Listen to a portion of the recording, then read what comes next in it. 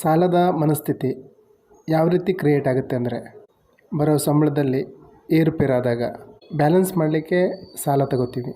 ಉದಾಹರಣೆಗೆ ಹೇಳ್ಬೇಕಂದ್ರೆ, last time corona ಬಂತು, ಕೆಲಸ ಇಲ್ಲ, ಬಿಸ್ನೆಸ್ ಇಲ್ಲ, ಮನೇಲಿ ಕೂತಿದ್ವಿ.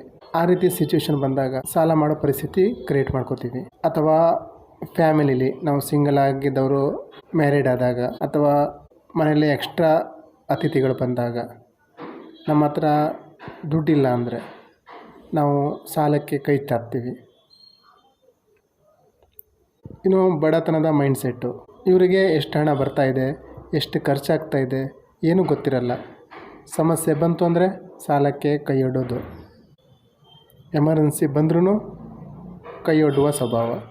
ಇನ್ನು ಮೆಡಿಕಲ್ ಎಮರ್ಜೆನ್ಸಿ, ಹೆಲ್ತ್ ಇಶ್ಯೂಸು, ಇದಕ್ಕೆ ಬೇಕಾದಂಥ ಹೆಲ್ತ್ ಇನ್ಶೂರೆನ್ಸ್ ಆಗಲಿ, ಎಮರ್ಜೆನ್ಸಿ ಫಂಡ್ ಆಗಲಿ ಇರಲ್ಲ. ಏನು ಮಾಡಬೇಕು? ಸಾಲ ಮಾಡ್ತೀವಿ. ಈ ರೀತಿ ಸಾಲದ ಮೇಲೆ ಸಾಲ, ಒಂದು ತೀರಿಸಲಿಕ್ಕೆ ಇನ್ನೊಂದು ಸಾಲ, ಈ ರೀತಿ ಸಾಲದ ಟ್ರ್ಯಾಪಲ್ಲಿ ಸಿಕ್ಕಾಕೋತೀವಿ.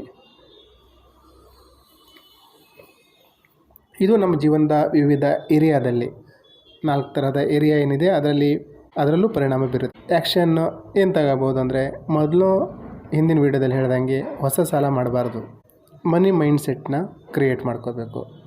ನಿಮಗೆ ಯಾರಾದರೂ ಗೊತ್ತಾ, ತುಂಬ ಸಾಲದಲ್ಲಿದ್ದವರು, ಕಷ್ಟದಲ್ಲಿದ್ದಂಥವ್ರು ಸ್ವಲ್ಪ ವರ್ಷದ ನಂತರ ಅವ್ರ ಜೀವನದಲ್ಲಿ ಬದಲಾವಣೆ ತಂದುಕೊಂಡು ಶ್ರೀಮಂತ ಆದಂಥ ವ್ಯಕ್ತಿಯನ್ನು ನೋಡಿದ್ದೀರಾ? ಉದಾಹರಣೆ ಹೇಳಬೇಕಂದ್ರೆ ಅಮಿತಾಬ್ ಬಚ್ಚನ್. ಅವರು ಶ್ರೀಮಂತರಾಗಿದ್ದರು, ಆಮೇಲೆ ದಿವಾಳಿನೂ ಆದರು. ಸ್ವಲ್ಪ ಸಮಯದ ನಂತರ ಈಗ ಅವರು ಮತ್ತೆ ಅದೇ ಸ್ಥಾನವನ್ನು ತುಂಬಿಕೊಂಡಿದ್ದಾರೆ. ಯಾಕೆ ಹಾಗಾಗುತ್ತೆ? ಇನ್ನು ನಾವು ಕೆಲವರೇ ನೋಡ್ತೀವಿ, ಲಾಟ್ರಿಲಾಗಲಿ ಯಾವುದೋ ಜಮೀನು ಸೇಲ್ ಮಾಡಿ ಲಕ್ಷಗಟ್ಟಲೆ ದುಡ್ಡು ಬಂದ್ರೂ ಸ್ವಲ್ಪ ಸಮಯದ ನಂತರ ಅವರು ಮಾಮೂಲಿ ಸ್ಥಿತಿಗೆ ತಲುಪ್ತಾರೆ. ಯಾಕೆ? ಇದರ ಹಿಂದಿರುವ ಕಾರಣವೇ ಮನಿ ಮೈಂಡ್ಸೆಟ್. ಮನಿ ಮೈಂಡ್ಸೆಟ್ ಅಂದರೆ ಹಣದ ಬಗ್ಗೆ ನಮ್ಮ ವಿಚಾರ ಏನು, ಸಬ್ಕಾನ್ಷಿಯಸ್ ಮೈಂಡಲ್ಲಿ ಹಣದ ಬಗ್ಗೆ ಏನು ನಂಬಿಕೆ ಇದೆ, ಅದರ ತಕ್ಕಾಗೆ ನಾವು ಆ್ಯಕ್ಷನ್ ತಗೋತೀವಿ. ಅದರ ಪರಿಣಾಮವೇ ರಿಸಲ್ಟ್ ಹೇಗೆ ಬಂತು? ಆ್ಯಕ್ಷನ್ ತಗೊಂಡ್ವಿ. ಆ್ಯಕ್ಷನ್ ಯಾವ ಇದ್ರ ಮೇಲೆ ತಗೊಂಡ್ವಿ, ಯಾವ ಬೇಸಿಸ್ ಮೇಲೆ ತಗೊಂಡ್ವಿ? ಭಾವನೆ ವಿಚಾರಗಳು ಯಾವ ರೀತಿ ಬಂದವು? Past experience, conditioning. ಹಣದ ಬಗ್ಗೆ ನಮ್ಮ ಕಂಡೀಷನಿಂಗ್ ಏನು? ಶ್ರೀಮಂತರಂದರೆ ನಮಗೆ ಯಾವ ಭಾವನೆ ಇದೆ?